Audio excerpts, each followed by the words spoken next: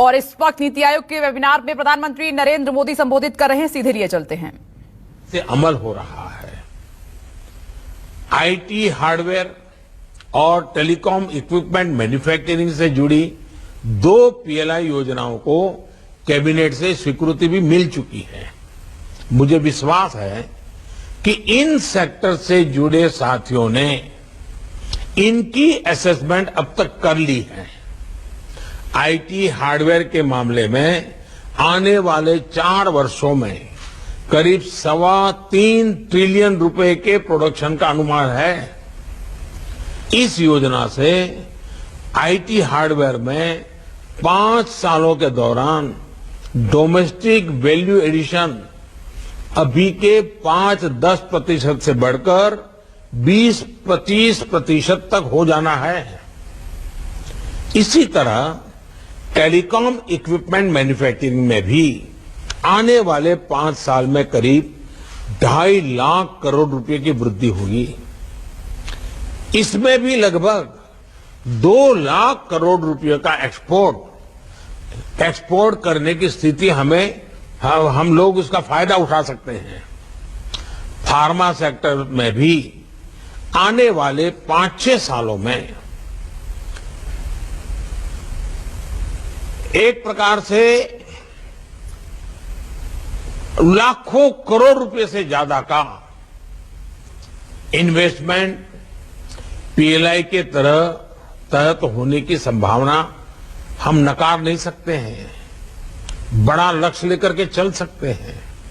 इससे pharma cell में लगभग 3 लाख करोड़ रुपए और एक्सपोर्ट में करीब 2 लाख करोड़ रुपए की वृद्धि का अनुमान है। साथियों, भारत में आज जो विमान वैक्सीन की लाखों डोज लेकर दुनिया भर में जा रहे हैं, वो खाली नहीं आ रहे हैं। वो अपने साथ भारत के प्रति बढ़ा हुआ भरोसा, भारत के प्रति आत्मीयता और उन देशों का लोगों का स्नेह और बुजुर्ग जो बीमार हैं उनके आशीर्वाद, एक भावात्मक लगाव लेकर के ये हमारे जहाज भर भर के आ रहे हैं।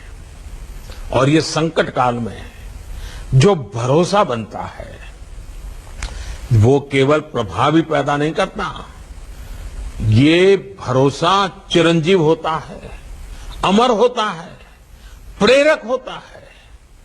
भारत आज जिस तरह मानवता की सेवा कर रहा है और नम्रता के साथ कर रहा है, हम कोई अहंकार के साथ नहीं कर रहे, हम कर्तव्य भाव से कर रहे हैं।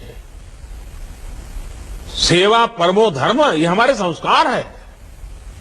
इससे पूरी दुनिया में भारत अपने आप में एक बहुत बड़ा ब्रांड बन गया है। भारत की साख, भारत की पहचान निरंतर नई ऊंचाई पर पहुंच रही है। और ये भरोसा केवल वैक्सीन तक ही नहीं है, सिर्फ फार्मा सेक्टर की चीजों तक नहीं है। जब एक देश का ब्रांड बन जाता है तो उसकी हर चीज के प्रति विश्व के हर व्यक्ति का सम्मान बढ़ जाता है, लगाव बढ़ जाता है और वो उसकी पहली पसंद बन जाता है।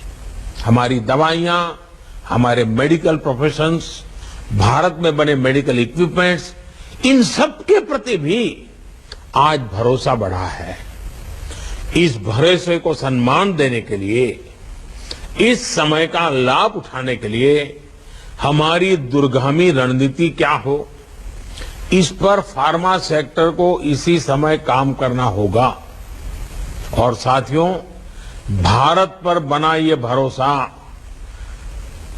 हर सेक्टर ने इसके सहारे आगे बढ़ने की योजना का मौका छोड़ना नहीं चाहिए, मैं आपको बताता हूं। और इसलिए इस सकारात्मक परिस्थितियों में हर सेक्टर को अपनी रणनीति पर मंथन शुरू कर देना चाहिए। ये समय गंवाने का नहीं, ये समय पाने का है, देश के लिए हासिल करना है, आपकी अपनी कंपनी के लिए अवसर है। और साथियों, ये बातें जो मैं कह रहा हूं, ये करना जरा भी मुश्किल नहीं है।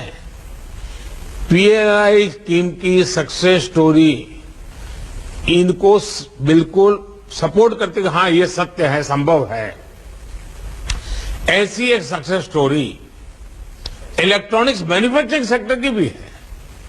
पिछले साल हमने मोबाइल फोन और इलेक्ट्रॉनिक कंपोनेंट्स के निर्माण के लिए पीएलआई स्कीम लॉन्च की थी।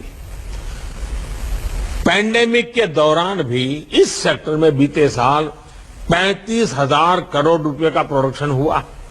यही नहीं, कोरोना के इस कालखंड में भी इस सेक्टर में करीब करीब 1300 करोड़ रुपयों का नया इन्वेस्टमेंट आया है। इससे हजारों नई जॉब्स इस सेक्टर में तैयार हुई हैं। साथियों, पीएलआई स्कीम का एक व्यापक असर देश के एमएसएमई इकोसिस्टम को होने वाला है। ये मैं इसलिए कह रहा हूं क्योंकि हर सेक्टर में जो एंकर यूनिट बनेंगे, उनको पूरी वैल्यू चेन में नए सप्लायर बेस की जरूरत होगी। ये जो एंसिलरी यूनिट्स हैं, ये ज्यादातर एमएसएमई सेक्टर में ही बनेगी। एमएसएमई को ऐसे ही अवसरों के लिए तैयार करने का काम पहले ही शुरू किया जा चुका है। एमएसएमई की डेफिनेशन में बदलाव से लेकर इन्वेस्टमेंट की लिमिट बढ़ाने तक के फैसलों में बहुत लाभ इस सेक्टर को मिल रहा है। आज के दिन हम यहां जब बैठे हैं तो हमें आपके प्रोएक्टिव पार्टिसिपेशन की भी अपेक्षा है। पीएलआई से जुड़ने में अगर कहीं आपको दिक्कत आ रही है, अगर कुछ इसमें सुधार हो सकते हैं, जो जरूर अपनी बातें आपको लगती हैं, आप जरूर रखें, मेरे तक भी पहुंचाएं। साथियों, मुश्किल समय में हमने दिखाया है कि सामूहिक प्रयासों से हम बड़े बड़े लक्ष्य हासिल कर सकते हैं।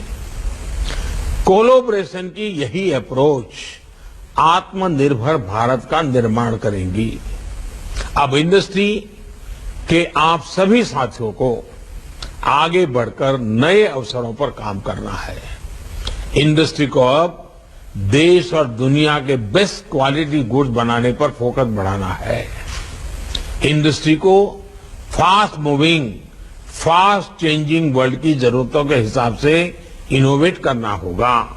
आरएनडी में अपनी भागीदारी बढ़ानी होगी। मैन पावर की स्किल अपग्रेडेशन और नई टेक्नोलॉजी के उपयोग में भारत की इंडस्ट्री को और बढ़कर काम करना होगा। तभी हम ग्लोबली कॉम्पिटेंट हो पाएंगे। मुझे विश्वास है कि आज के इस मंथन से make in India, make for the world, इस सफर को आप सभी के विचारों, आप सभी के सुझावों, इससे नया बल मिलेगा, नई ताकत मिलेगी, नई गति मिलेगी, नई ऊर्जा मिलेगी। मैं फिर आग्रह करूंगा कि आपको जो भी समस्याएं आ रही हैं, रिफॉर्म्स को लेकर जो भी आपके सुझाव हैं, वो मुझे जरूर पहुंचाइए, खुले मन से पहुंचाइए। सरकार आपके हर सुझाव, हर समस्या के समाधान के लिए तैयार है।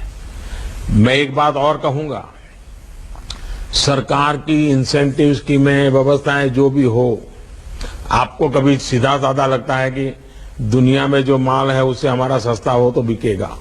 ये अपनी जगह पे सही होगा, लेकिन ये मान के चलिए, इन सबसे बड़ी ताकत होती है क्वालिटी की।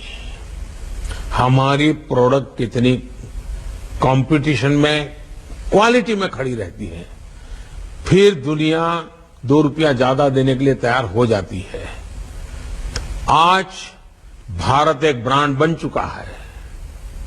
अब आपको सिर्फ अपनी प्रोडक्ट की पहचान बनानी है।